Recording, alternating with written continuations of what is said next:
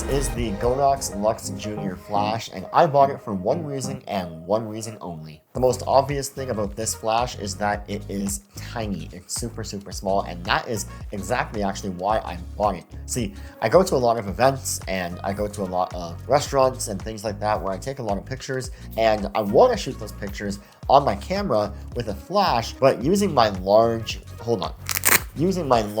regular Godox V860 Mark II flash, it's just too much. Like if I was on a job or I was actually on assignment, obviously I'll use this flash because it's larger, it's better in every way. But when I go to an event, I don't want to look like I'm the guy that got hired to take pictures. I want to just look like I'm taking more casual pictures, which is why I bought this guy.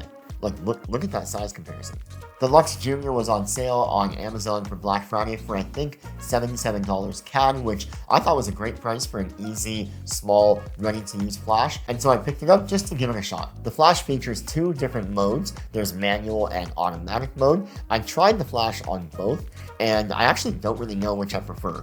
With the manual mode, you have this back dial here with the word output, which tells you the strength of your flash from full strength all the way down to 1/64th strength. The whole idea of this flash is that it's meant to look a bit vintage, a bit old school, back to the film days, which is why it has this very mechanical dial and guide here. I mean, it definitely checks that box. It does look vintage. So for that, I give the style points a 10. Oh, and there's also like a flash test button up here in green. That will be green when the flash is ready to fire like this, and will be red when the flash is not ready to fire, or the battery is low, or it's recharging or recycling in between flashes. The Lux Junior is powered by two AAA batteries, which I don't like, and I actually didn't even realize that when I bought it. For some reason, my brain thought because my other Godox charges with a rechargeable lithium-ion battery, I thought that this would too, but it doesn't. It's two AAAs, and that's the first thing I don't like about this flash. It does not last very long at all. I was using pretty average AAAs, not amazing ones, not terrible ones,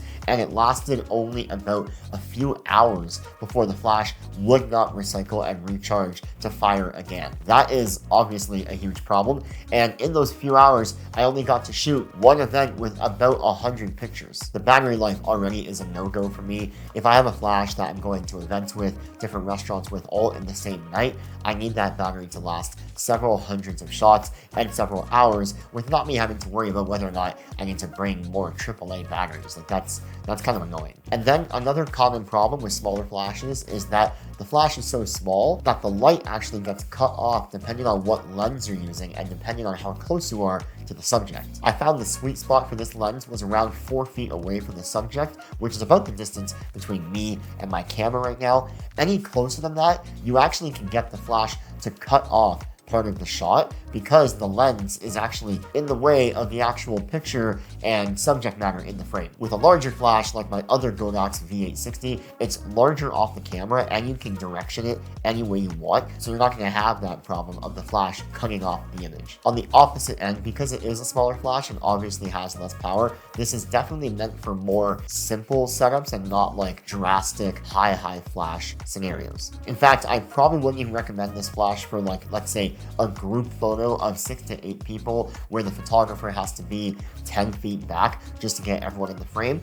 This small flash will not fill that scene properly. I'm not mad at that because it's not really meant for that, and that's not why I bought it, but it's just good to know. Like I said, I bought this strictly for these events and these fast-paced, quick, casual environments that I shoot in, not actually for my professional work. So does this flash get the job done? Technically, yes.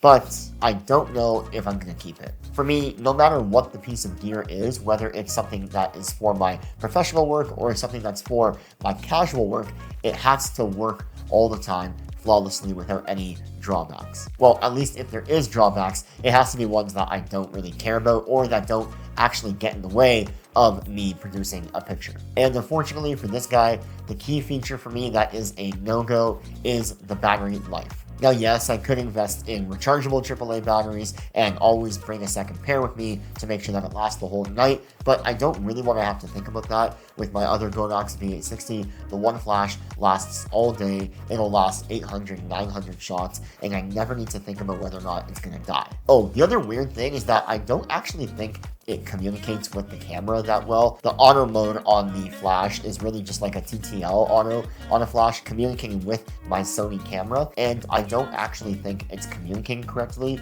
It feels like it's still on manual, or the scene either is way too bright or way too dark, and I actually don't really know how to get around that. Sometimes the auto does work, and when it does work, you go, oh my god, this thing is sick, like it works really, really well. But for the majority of other times, if you can't rely on the auto setting on a device to just work for you, then I don't really know if it's that usable at all. Manual is also tricky because when I'm just out with friends or at an event and I want to take a quick picture that is like a moment that's not going to happen again, I can't be fiddling with the different manual settings and finding the exact flash strength that I need for the shot. I need it to kind of just work. I can see this flash being way better for a smaller camera body like the Fuji X100 series, or something with more of a pancake compact lens setup where you don't really need to worry about the throw of the flash as much. And I do admit, when the flash does work, it is a really good flash. But if I had to choose between having no flash, this flash, or my Godox V860, I would choose to have either the Godox V860, a proper professional flash, or just no flash at all. As much as I hate carrying and bringing my big Godox V860 flash with me to events, I might just have to stick with that for now because this guy, I can't rely on it enough to make sure that it'll last the entire evening for an event, and whether or not it'll actually perform and work with all these manual and auto settings that don't really communicate that well with the camera. But if you have an extra 60, 80 bucks lying around and you want to get yourself a nice small flash, it's not bad. Make sure you guys hit that subscribe button down below. I'm really appreciating all the growth and love on this channel lately. It's really helping me support this channel to make more videos for all of you. Leave a comment down below what kind of videos you want to see more of, and until next time, I'll catch you guys in the next one. Peace.